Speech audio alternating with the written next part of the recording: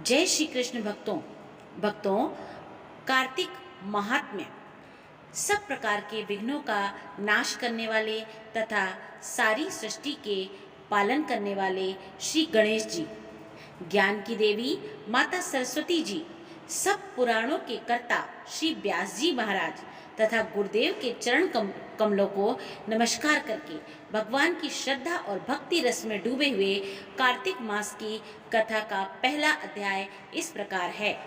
नैमिषारण्य में वास करने वाले शौनकादि 88,000 ऋषि श्री सूत जी से कहते हैं, हे ब्राह्मण, आप हमारी इस घोर कलयुग से रक्षा करने के लिए कोई सरल उपाय बताएं।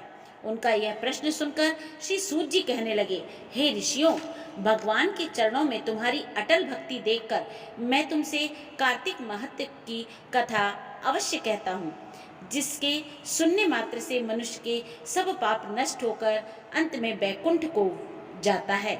आप सावधानी से इस कथा को श्रवण कीजिए। एक समय नारद जी ब्रह्मलोक में जाकर सारे जगत के कर्ता श्री ब्रह्मा जी से विनीत भाव से पूछने लगे, हे पितामह, कृपा करके कोई धर्मोपदेश की ऐसी सुंदर कथा कहिए जो सब पापों का नाश करने वाली हो।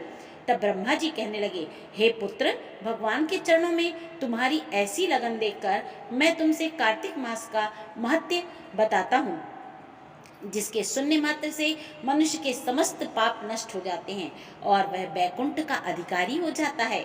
कार्तिक मास भगवान को अति प्रिय है। इसमें किया गया व्रत, दान, नियम तथा कीर्तन अनंत फल देने वाला होता है, क्योंकि इस मास में किए हुए भगवत कृत्य से बढ़कर कोई यज्ञ तथा तप नहीं है। अतः सारे संसार की भलाई के लिए तुमने अति सुंदर प्रश्न किया है। मैं इस कथा को तुमसे कहता हूँ, तुम सावधान होकर इसकी विधि को सुनो। व्रत करने वाला मनुष्य प्रातःकाल ब्रह्म मुहूर्त में लगभग 4 बजे उठकर शौचादि से निवृत्त होकर 22 अंगुल लंबा सुगंधित वृक्ष का दातुन करे, परंतु श्राद्ध के दिन, सूर्य तथा चंद्र ग्रहण के दिन, एकम, अमावस, नवमी, षष्ठी, एकादशी तथा रविवार को दातुन ना करे। जिस दिन दातुन ना करनी हो उस दिन पानी से 12 कुल्ले करके मुंह को खूब अच्छी तरह से साफ कर लें। जब 2 घड़ी रात्रि रह जाए तो काले तिल, चंदन, चावल, फूल या कुशा लेकर तालाब, कुंड, नदी या संगम तथा किसी भी तीर्थ स्थान में जाकर भगवान से प्रार्थना करें कि हे भगवान, आपकी और श्री लक्ष्मी जी की प्रसन्नता के लिए मैं कार्तिक मास में स्नान करूंगा। इस प्रकार प्रतिज्ञा करके श्री गंगा जी, शिव, सूर्य और विष्णु जी का ध्यान करके नाभि तक गहरे जल में प्रवेश करके अच्छी तरह से स्नान करें। फिर जल से बाहर आकर देवता, ऋषि और पितरों को तर्पण करें। स्नान के पश्चात बकरी तथा भेड़ की धूली से बचना चाहिए तथा छींक, थूक, कुत्ता, कौवा, ऊंट, उल्लू, शूकर आदि से बचना चाहिए। इससे यदि छू जाएं तो फिर स्नान करना चाहिए। असत्य तथा नीच से वार्ता नहीं करनी चाहिए। इसके पश्चात षोडशोपचार विधि से भगवान का पूजन करें, भगवान को अर्घ्य दें और प्रार्थना करें कि हे भगवान, श्री राधा सहित मेरे अर्घ्य आसन को ग्रहण करें।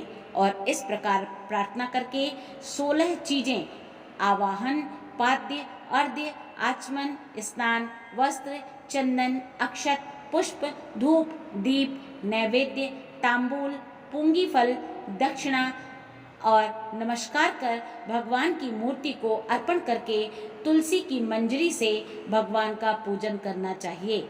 इसे षोडशोपचार पूजन कहते हैं।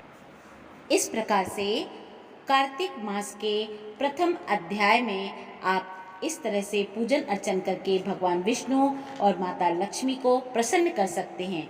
जय श्री कृष्ण भक्तों।